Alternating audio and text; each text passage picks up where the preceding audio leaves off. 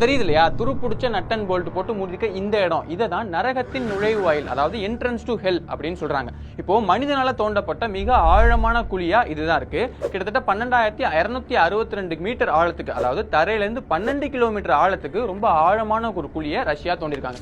எதுக்காக இவ்வளவு ஆழத்துக்கு ஒரு குழியை தோண்டணும் அப்படின்னா, அப்படி தோண்டது மூலமா ரஷ்யா நிறைய முக்கியமான விஷயங்களையும் கண்டுபிடிச்சிருக்காங்க. ஆனா அதுல ரொம்ப முக்கியமான விஷயமே நரகத்தின் நுழைவாயில் அப்படிங்கிற அந்த பேரு தான். இப்ப எதுக்காக அப்படி ஒரு பேர் கிடைச்சிருக்கு அப்படின்னா, அவங்க தோண்டிட்டு இருக்கும் போதே இடையில மனிதர்கள் கத்துற மாதிரியான சத்தம் உள்ள இருந்து கேட்டிருக்கு.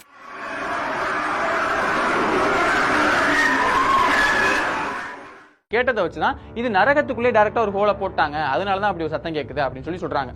நிஜமாலே அவ்வளவு ஆழத்துல மனிதர்கள் கத்துற மாதிரியான ஒரு சத்தம் கேட்க வாய்ப்பு இருக்கா? நல்லா தோண்டிட்டு இருந்த அந்த குழியை திடீர்னு 12,000 கிலோமீட்டர் ஆழத்தோட நிறுத்திட்டாங்க. அப்போ அந்த சத்தம் கேட்டதுக்கும் இவங்க குழியை தோன்றதை நிறுத்தினதுக்கும் ஏதாவது சம்பந்தம் இருக்கா? உலகத்தோட மிக ஆழமான குழியான கோலா சூப்பர் டீப் ஹோல், அதை பத்தி தான் இன்னைக்கு நம்ம ஸ்ட்ரீட் லைட் வீடியோல பார்க்க போறோம்.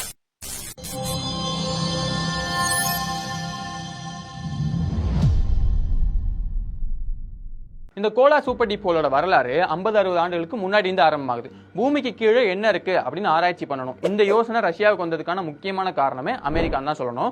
இப்போ 1950, 60, 70, 80 இந்த காலகட்டங்களில் ரஷ்யா, அமெரிக்கா இந்த ரெண்டு நாடுமே ஒரு விஷயத்துல சம்பந்தப்படுறாங்க அப்படின்னாலே அதுக்கு பனிப்போர் தான் முக்கியமான காரணமா இருக்கும். அந்த பனிப்போரோட விளைவா தான் இவ்வளவு ஆழமான குழியை ரஷ்யாவும் தோண்டிருக்காங்க. விண்வெளி ஆராய்ச்சியில யாரு பெரிய ஆளு அப்படின்னு காட்டிக்கிறதுக்காக சண்டை போட ஆரம்பிச்ச மாதிரியே, பூமிக்கு கீழே என்ன இருக்கு அப்படின்னு தோண்டி பாக்குறதுல யார் பெரிய ஆளுன்னு காட்டிக்கிறதுக்காக தான் ரெண்டு நாடுகளுமே குழியை தோண்ட ஆரம்பிச்சிருக்காங்க. பொதுவா பூமியோட கீழ்பாகத்தை நம்ம கிரஸ்ட், மேண்டல், கோர் அப்படின்னு 3 பாகமா பிரிக்கலாம். இதுல கிரஸ்ட் தான் மேல் பாகம், கீழே மேண்டல் இருக்கு, அதுக்கு கீழே கோர் இருக்கு. இந்த கிரஸ்டும் மேண்டலும் சந்திக்கக்கூடிய இடத்துல மோஹோரோவிசிக் டிஸ்கண்டினியூட்டி அப்படிங்கிற ஒரு பகுதி இருக்கு. இப்போ அது எந்த ஆழத்துல இருக்குன்னு பார்த்தோம்னா, கடல் பகுதியை பொறுத்த வரைக்கும் அது நம்ம தரைப்பகுதியில இருந்து கொஞ்சம் பள்ளமா தானே இருக்கு. அப்போ கடல் பகுதியில இருந்து அங்க தோண்டணும்னா 5-10 கிலோமீட்டர் ஆழத்திலையும், சாதாரணமான தரைப்பகுதியில இருந்து 30-50 கிலோமீட்டர் ஆழத்திலையும் இந்த மோஹோரோவிசிக் டிஸ்கண்டினியூட்டி இருக்கு. இப்போ இதை ஆய்வு பண்ணணும் அப்படின்னு அமெரிக்கா முடிவு பண்ணி 1961 குடாலுபி அப்படிங்கிற தீவுல ட்ரில் பண்ண ஆரம்பிக்கிறாங்க. அப்படியே தொடர்ந்து ஒரு 5 வருஷத்துக்கு ட்ரில் பண்ணிட்டே இருக்கும்போது 3566 மீட்டர், அதாவது 3.5 கிலோமீட்டர் ஆழத்துக்கு அவங்க ட்ரில் பண்ணிட்டாங்க. அந்த சமயத்துல தான் அமெரிக்க அரசாங்கம் இதுக்கு மேல தெம்பில்லைங்க, இதுக்கெல்லாம் காசு கொடுக்க முடியாதுங்க அப்படின்னு முடிவு பண்ணதுனால அந்த திட்டத்தை அதோட கைவிடுறாங்க. நீ மட்டும் தான் சாஞ்சோ உட்காருவியா, நானும் சாஞ்சோ உட்காருவேன்டா அப்படின்னு சொல்லிட்டு அமெரிக்கா என்னதான் அவங்க சைடு ப்ராஜெக்ட் நிறுத்தினாலும் நான் குழியை தோன்றேன் பாரு அப்படின்னு சொல்லிட்டு ரஷ்யா அவங்க குழியை தோன்றதுக்கான அந்த இடத்தை தேட ஆரம்பிக்கிறாங்க.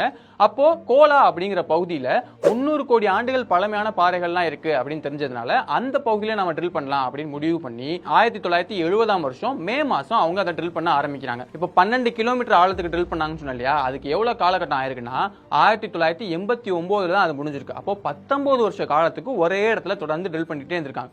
அவ்வளவு வருஷங்கள் ஏன் ஆச்சு அப்படின்னு கேட்டீங்கன்னா, பொதுவா இவ்வளவு ஆழமா நம்ம ட்ரில் பண்ணும்போது அங்க சாதாரணமாவே இயற்கையான நிறைய சிக்கல்கள்லாம் ஏற்படும். அப்ப அதை சரி பண்ணணும். கூடவே ரஷ்யா அதை ட்ரில் பண்ணும்போது அவங்களுக்கு நிறைய பிரச்சனைகள்லாம் ஏற்பட்டுச்சு. அப்போ அதையும் சரி பண்ணி மொத்தமாக ட்ரில் பண்ணி முடிக்கிறதுக்கு தான் இவ்வளோ 19 வருஷங்கள் ஆயிருக்கு. அப்படி என்னென்னலாம் பிரச்சனைகள் ஏற்பட்டுச்சு அப்படிங்கிறத இப்போ ஒன்று ஒன்றா பார்ப்போம். முதல் விஷயம் என்னன்னா, ஆழமாக நம்ம தோண்டி போக போக ஏற்கனவே தோண்டல இடத்துல எல்லாமே சப்போர்ட் இல்லாமல் சைடில் அந்த மண்ணு உள்ள விழுகிறதுக்கு வாய்ப்பு இருக்கு. அப்போ அதை தடுக்கணுங்கிறதுக்காக ட்ரில் பிட் வழியாக அவங்க ஓட்ட போட போட சைடில் பைப்ஸை வச்சு தொடர்ந்து இறக்கிக்கிட்டே இருப்பாங்க. அப்போ ஒரு சப்போர்ட் வந்துடும், மண்ணு தொடர்ந்து உள்ள விழுகாது. சரி, அடுத்த முக்கியமான விஷயம், ட்ரில் பண்ணா மட்டும் போதுமா, உள்ள இருக்கிறத வெளியே எடுத்து போடணும்ல. இப்போ சாதாரணமாக ஒரு 5 அடி 10 அடி குழி தோன்றோம்னா பிரச்சனை கிடையாது, கையை விட்டு எடுக்கலாம், இல்லைன்னா உள்ள இறங்கி போய் எடுக்கலாம். ஆனா இங்க 12 கிலோமீட்டர் ஆழத்துக்கு அவங்க அந்த குழியை தோன்றாங்க. அதுவும் ரொம்ப குறுகலான பாதையா தான் தோன்றாங்க. அப்ப கையை விட்டுலாம் எடுக்க முடியுமா? முடியாது. அதுக்கு தான் ட்ரில்லிங் மட் அப்படின்னு ஒன்று பயன்படுத்துறாங்க. அந்த ட்ரில்லிங் மட்ங்கிறது களிமண், தண்ணி, கெமிக்கல்ஸ் இதெல்லாத்தையும் சேர்த்து ஒரு கலவையாக தான் உருவாக்கி இருப்பாங்க. அது ஒரு தண்ணி மாதிரி தான் இருக்கும். அதை நல்லா ஹை ப்ரெஷர்ல அந்த ட்ரில் பிட் வழியா உள்ள அனுப்புவாங்க. இப்போ ஒரு குழி இருக்கு, அந்த குழிக்குள்ள நாமளே ஹை ப்ரெஷர்ல தண்ணி அடிக்கிறோம் அப்படின்னா தண்ணி வெளியே தானே வரும், போர் போடுறப்ப வர மாதிரி. அதே மாதிரி தான் இங்கேயும் அந்த தண்ணி உள்ள அனுப்புவாங்க. அது உள்ள போய் கீழே அந்த உடஞ்சு போன கற்கள், பாறைகள் இது எல்லாத்தையும் வெளியே வரும்போது மொத்தமா எடுத்து கொண்டு வந்து போட்டோம். இப்படி தோண்டும் போது முதல் 7 கிலோமீட்டர் தோன்றதுக்கே அவங்களுக்கு 4 வருஷம் ஆயிருக்கு. ஏன்னா கடினமான பாறைகள் இருக்கும், அதை தோண்டும் போது ஏதாவது பிரச்சனை வரும், ஸ்ட்ரக் ஆகும், இந்த மாதிரியான பிரச்சனைகள் ஏற்படும் இல்லையா. அப்படி பிரச்சனைகள்லாம் தாண்டி 7 கிலோமீட்டர் தோண்டி முடிச்சதுக்கு அப்புறமா அவங்க ட்ரில் மிஷினை மாத்துறாங்க. ஏன்னா இப்போ முதல்ல அவங்க 7 கிலோமீட்டர் பயன்படுத்தின அந்த ட்ரில் மிஷினை பொறுத்த வரைக்கும் அது மொத்த மிஷினுமே சுத்துற மாதிரி தான் இருந்திருக்கு. அதுக்கப்புறம் எல்லாமே அந்த மொத்த ஷாஃப்டும் அப்படியே இருக்கும், கீழே இருக்கக்கூடிய அந்த ட்ரில் பிட் மட்டுமே சுத்துற மாதிரியான மிஷினை இந்த தடவை பயன்படுத்துறாங்க. அது ஒரு நிமிஷத்துக்கு 80 முறை சுத்தி கீழே இருக்கக்கூடிய பாறைகளை அவங்களுக்கு உடச்சு கொடுக்குது. ஆனா என்னதான் ட்ரில் மிஷினை மாத்தி அப்ப இருந்த நவீன மிஷின்லாம் பயன்படுத்தினாலுமே கூட அவங்க நினைச்சது சில விஷயங்கள் கரெக்டா நடக்கல. என்னன்னா, ஒரு வெர்டிகலான, அதாவது செங்குத்தான ஒரு குழியை தோண்டணும் அப்படின்னு நினைச்சுதான் அவங்க போனாங்க. ஆனா நிறைய பிரச்சனைகள் ஏற்பட்டதுனால கடைசியா எப்படியான ஒரு குழியை தோண்டிருக்காங்க அப்படின்னு இந்த போட்டோல பாருங்க. இதுக்கு காரணம் என்னன்னா, அந்த ப்ராஜெக்ட் நடந்துட்டு இருக்கும் போதே ஒரு 4-5 தடவை அந்த ப்ராஜெக்ட்டை மொத்தமா நிப்பாட்டிட்டு போயிட்டு அதுக்கப்புறம் 4-5 மாசம் கழிச்சு வந்துலாம் அவங்க தோண்டிருக்காங்க. அப்படி தோண்டினதுனால ஒரு பாயிண்ட்ல, அதாவது அந்த தோண்டி வச்சிருந்தாங்க இல்லையா, அதுல ஒரு பாயிண்ட்டுக்கு மேல அது மொத்தமா மூடி போயிருக்கு. அப்ப அந்த பாயிண்ட்ல இருந்து மறுபடியும் வேற பாதையை எடுத்து இன்னொரு பக்கம் அப்படியே தொடர்ந்து போக வேண்டியது இருக்கு. இது போக ஒரு சில இடங்கள்ல அந்த பாறைகள் ரொம்ப ரொம்ப ஸ்ட்ராங்கா இருந்ததுனால அதுக்கு மேல அங்க தோண்ட முடியாது அப்படின்னு முடிவு பண்ணி அந்த பாயிண்ட்ல இருந்து வேற பாதையை சுத்தி அப்படியே தோண்டிட்டு போயிருக்காங்க. இப்படி நிறைய விஷயங்கள்லாம் பண்ணி 19 வருஷம் கழிச்சு 12,262 அந்த மீட்டர் ஆழத்தை தொடும்போது இதோட முடிச்சுக்கலாம் அப்படின்னு முடிவு பண்றாங்க. ஏன்னா ஆழம் அதிகமாக ஆக வெப்பநிலையும் தொடர்ந்து அதிகரிச்சுக்கிட்டே போயிருந்திருக்கு. எந்த அளவுக்குன்னா அந்த 12 கிலோமீட்டர் ஆழத்தை தொடும்போது அங்க 180 டிகிரி செல்சியஸ் வெப்பநிலை இருந்திருக்கு. இது போக அந்த பாறைகள் எல்லாமே அந்த அதிகமான வெப்பநிலையாலையும் அழுத்தத்தினாலையும் ரொம்ப உருகிய நிலையில, ஒரு பிளாஸ்டிக் உருகி போனா எப்படி இருக்குமோ அந்த நிலையில இருந்து தான் அங்க வேலை செஞ்சவங்க சொல்றாங்க. அந்த நிலையில கண்டிப்பா ட்ரில் பண்ணவே முடியாது அப்படின்னு தெரிஞ்சதுனால தான் ஓகே இதோட முடிச்சுக்கலாம் அப்படின்னு அவங்க முடிவு பண்றாங்க. அப்படி அந்த ட்ரில் பண்றதை முடிச்சாலுமே அடுத்த 3 வருஷத்துக்கு அந்த இடத்துல அதற்கான ஆராய்ச்சிகள், அதாவது உள்ள இருந்த எடுத்த பாறைகள், அந்த மண்ணு, இதெல்லாத்தையும் ஆராய்ச்சி பண்ற வேலைகள் தொடர்ந்து நடந்திருக்கு. அது மூலமா நிறைய முக்கியமான விஷயங்கள் அவங்களுக்கு தெரிய வந்திருக்கு. அது என்னன்னு போக போக பார்ப்போம். இப்போ 3 வருஷம் அங்க ஆராய்ச்சி பண்றாங்களா, அப்படி பண்ணதுக்கு அப்புறமா 1992ல ஓகே இதோட இதை முடிச்சுக்கலாம் அப்படின்னு அவங்க முடிவு பண்றாங்க. அப்படி முடிச்சுக்கலாம்னு முடிவு பண்ணதுக்கு இந்த பாறைகள் இப்படி இருந்தது ஒரு காரணமா இருந்தாலும், இன்னொரு பக்கம் அந்த சோவியத் ரஷ்யால நிறைய பொலிட்டிக்கல், அதாவது அரசியல் சார்ந்த பிரச்சனைகள்லாம் ஏற்பட்டதுனால அதனாலையும் கூட ஓகே முடிச்சுக்கலாம் அப்படின்னு அவங்க தான் முடிவு பண்றாங்க. சரி, இப்போ என்னெல்லாம் கண்டுபிடிச்சாங்க அப்படிங்கறத பத்தி பார்ப்போம். ஏன்னா விஞ்ஞானிகள் இந்த விஷயம்லாம் இருக்கும் அப்படின்னு எதிர்பார்த்து போனது நிறைய விஷயங்கள் நடக்காம போயிருக்கு.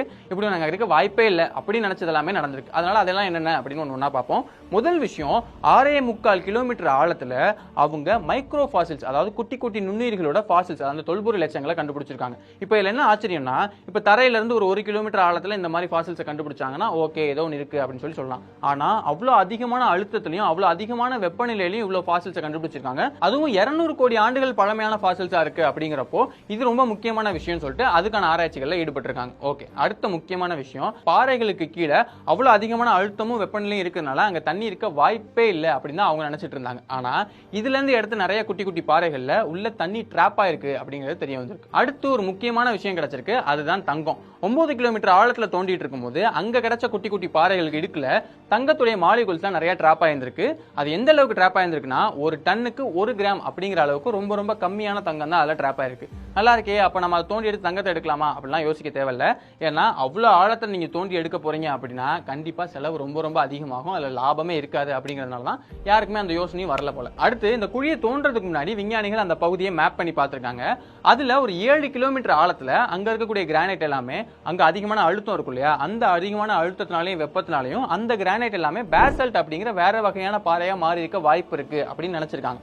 ஆனா 7 கிலோமீட்டர்ல தோண்டியும் அது கிடைக்கல, 12 கிலோமீட்டர் வரைக்கும் தோண்டியுமே கூட கடைசி வரைக்கும் அவங்களுக்கு அந்த பேசல்ட் கிடைக்கவே இல்லை. அதுக்கு பதில அவங்க எதிர்பார்க்காத ஆர்கியன் ஜெனிசிஸ் அப்படிங்கிற ஒரு வகையான பாறைகள் தான் அங்க கிடைச்சிருக்கு. ஆனா என்னதான் இவ்வளவு விஷயங்கள் கண்டுபிடிச்சிருந்தாலுமே கூட அவங்க மெயினா இதை பண்ணதுக்கான முக்கியமான நோக்கம் கோல்டு வார்லாம் தாண்டி கிரஸ்ட்டை தாண்டி மேண்டலுக்குள்ள போயிடணும், அதை எடுத்து ஆராய்ச்சி பண்ணணும் அப்படிங்கிறது தான். ஆனா கடைசி வரைக்கும் அந்த மேண்டலுக்குள்ள அவங்களால போக முடியல. ஏன்னா 12 கிலோமீட்டர் ஆழத்துக்கு தானே தோண்ட முடிஞ்சிச்சு. ஆனா அதுக்காக இதை ஃபெயிலியர் அப்படின்னு சொல்லலாமானா கிடையவே கிடையாது. ஏன்னா இவ்வளவு விஷயங்கள் நம்ம கண்டுபிடிச்சிருக்கோம் அப்படிங்கிறதுனால இதை ஃபெயிலியர்னு சொல்ல அவசியம் இல்லை. இந்த கோலா சூப்பர் டீப் ஹோலை மூடிய 30 வருஷம் ஆச்சு. இந்த 30 வருஷத்துல எண்ணெய் எடுக்கிறதுக்காக தோண்டப்பட்ட சில குழிகள் இதை விட அதிகமான ஆழத்துல தோண்டப்பட்டிருக்கு. ஆனா விஷயம் என்னன்னா, இந்த குழி தான் ரொம்ப வெர்டிகலா, கடைசி வரைக்குமே வெர்டிகலா போயிட்டு இருக்கு. மற்ற அந்த அதிகமான ஆழத்துல தோண்டப்பட்ட அந்த குழிகளை பொறுத்த வரைக்கும் அது என்னதான் அதிகமான ஆழத்துல இருந்தாலுமே கூட ஒரு பாயிண்ட்டுக்கு மேல அது கொஞ்சம் படுக்கை வசமா போயிருது. அதாவது கோலா சூப்பர் டீப் ஹோலை பொறுத்த வரைக்கும் அது முழு நீளத்துக்குமே வெர்டிகலா போகுது, மற்ற குழிகள் எல்லாமே கொஞ்சம் படுக்கை வசமா போயிருது. அப்படிங்கிறதுனால இப்போ வரைக்குமே இதுதான் உலகத்தோட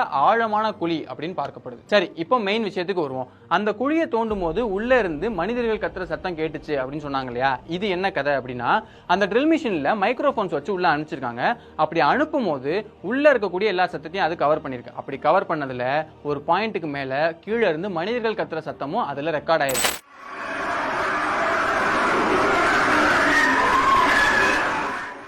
அதை வச்சுதான் இவங்க டைரக்டா உள்ள, அதாவது நரகத்துடைய குழிக்குள்ளேயே அவங்க ட்ரில் பண்ணிட்டாங்க அப்படின்னு சொல்லி மக்கள் சொல்றாங்க. ஆனா இது உண்மையான்னு கேட்டீங்கன்னா உண்மை கிடையாது. ஏன்னா அவங்க முதல்ல அந்த ட்ரில் மிஷினுக்குள்ள எந்த மைக்ரோஃபோனையும் வச்சு அனுப்பல. ஒருவேளை மைக்ரோஃபோனை வச்சு அனுப்பிச்சினாலுமே கூட அந்த ட்ரில் மிஷினோட சத்தம் தானே மைக்ரோஃபோன்ல கேட்டிருக்கும். அதை தாண்டிய மனுஷங்களோட சத்தம் அதில் கேட்டிருக்க போது. அதனால அது அப்படி கிடையாது. அப்போ எதனால இப்படி ஒரு ரூமர் கிளம்பிச்சு, ஏன் இப்படி ஒரு விஷயம் சொல்றாங்க அப்படின்னு பார்க்கும்போது, இது கோல்டு வார் சமயத்தில், அதாவது பனிப்போர் சமயத்தில் தான் நடந்துச்சு அப்படிங்கிறதுனால ரஷ்யா ஒரு குழியை தோன்றாங்க, அதில் இந்த மாதிரிலாம் நடக்குது அப்படின்னு சொன்னா மக்கள் கண்டிப்பா நம்புறதுக்கோ இல்லைன்னா அது நல்லா சேல் ஆகிறதுக்கோ வாய்ப்பு இருக்கு. அப்படிங்கிறதுனால ஒரு சில செய்தி சேனல்களும் ஒரு சில பத்திரிகைகளும் இந்த மாதிரியான செய்தியை ஒளிபரப்ப ஆரம்பிச்சிட்டாங்க.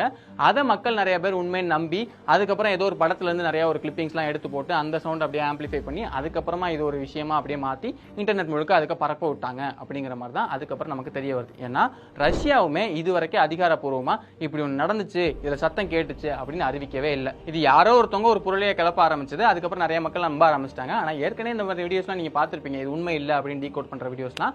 ஸோ இருந்தாலும் உங்களுக்கு இதை சொல்லணுமே அப்படிங்கிறதுனால இந்த வீடியோ மூலமா நான் அதை உங்களுக்கு சொல்லிக்கிறேன்.